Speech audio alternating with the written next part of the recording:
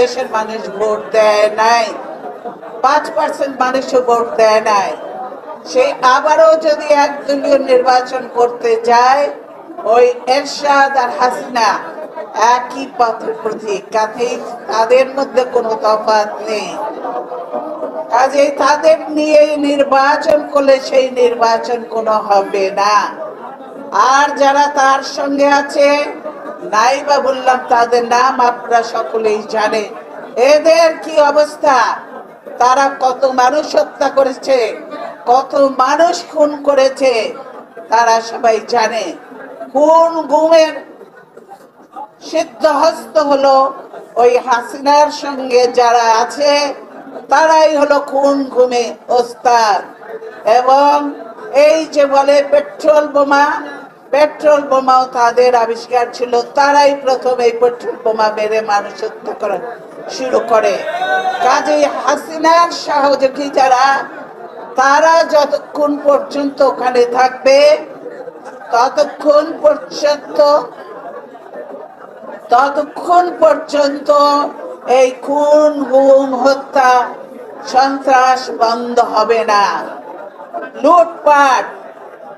লুটপাট করে দেশের অর্থনীতি তো শেষ করে দিয়েছে। আজকে স্বয়ং অর্থমন্ত্রী নিজে বলেন যে আজকে পুকুর চুরি নয়, সাগর চুরি হয়েছে, সাগর। তারপরে আর এই দেশের লজ্জায় তারা তাদের ক্ষমতায় থাকা উচিত নয়।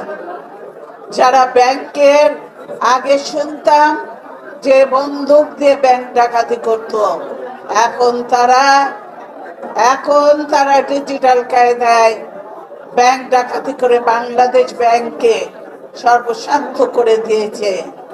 বাংলাদেশ ব্যাংকের হিসাবে বলে 800 কোটি টাকা, আরো বেশি কোটি টাকা নেওয়া হয়েছে, যার হিসাবও এসেছে।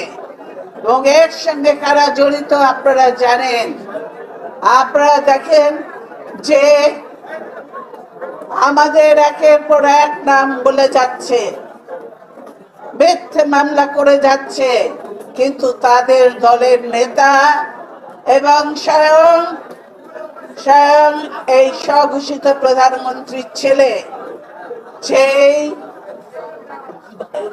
টাকা পাচারের সঙ্গে জড়িত, সেটাও প্রমাণ হয়েছে।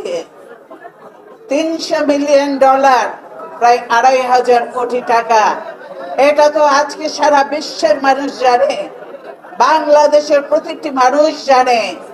কেন এখনো তিনি তাহলে মুক্ত রয়েছেন? কেন তাকে আইনের আওতায় আনা হবে না, আইন যদি সবার জন্য সমান হয়ে থাকে? আপনারা দেখেছেন এই দুর্নীতির কাগজ বের করতে যাওয়ার জন্য শফিক রহমান সাহেব আজকে জেলে। তাকে বারবার নেওয়া সত্ত্বেও তাকে কিন্তু জামিন দেওয়া হচ্ছে না। আমেরিকার কোর্ট পরিষ্কার বলে দিয়েছে যে ওই হাসিনার ছেলেকে কেউ হত্যা বা গুম করতে চায় নাই। এই যে রিপোর্ট দেওয়া হয়েছে, এটা সম্পূর্ণ মিথ্যা এবং বানোয়াট।